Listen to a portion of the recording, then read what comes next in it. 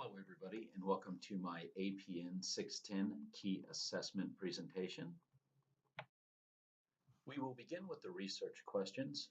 First, do overweight or obese adult Americans with a BMI of 25 or greater between the ages of 26 to 64 years old possess the basic macronutrient nutrition knowledge to identify and make healthy food choices? If not, will basic macronutrient education information given post-survey increase the quality of food knowledge and decisions after it has been reviewed? The hypothesis for this research prospectus is that overweight and obese adult Americans with a BMI of 25 or greater between the ages of 26 and 64 years old do not possess the proper macronutrient nutritional knowledge to make or identify healthy food choices. And basic macronutrient nutritional education will improve their food choices and identifications of healthy macronutrients.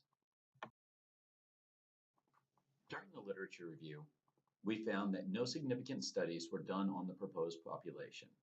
Studies and research did support and show the validity of the General Nutrition Knowledge Questionnaire survey format, the need for studies like this to be used for interdisciplinary interventions for optimal client and patient results, and that web-based surveys and answer formats provide for high levels of data collection, smaller margins for error on data compilation and interpretation, and can minimize costs.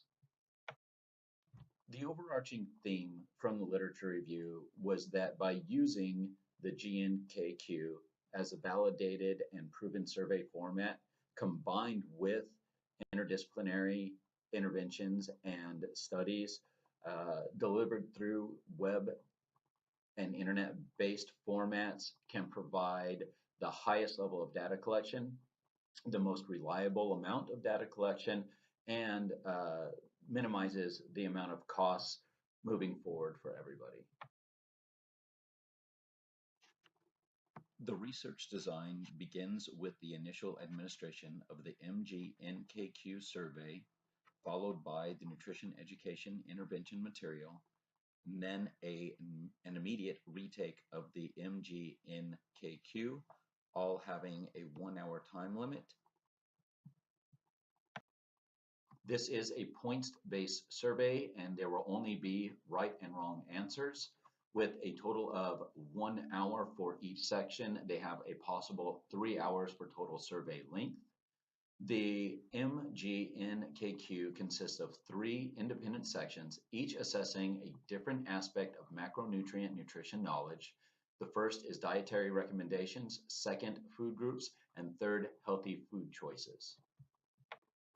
The research design allows for immediate feedback as well as a high completion percentage based on the immediacy of the delivered material.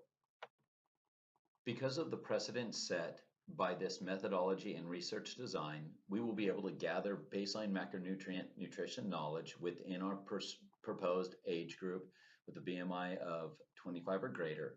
We will be able to see how effectively the nutrition education intervention is delivered and assess the scores from the resurvey on the new MG-NKQ delivered post-education material. We will run a two-tailed t-test with a medium effect size of 0.5, an error probability of 0.05, and a power index of 0.95 to determine the p-value for statistical significance.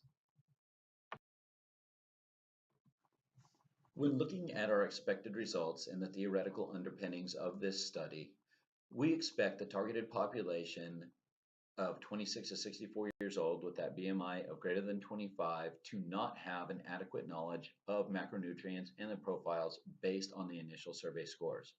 We feel that the educational material will improve baseline knowledge of the macronutrients and improve nutrition decision making. And we also feel that the potential for this data to be applied for future studies is very high.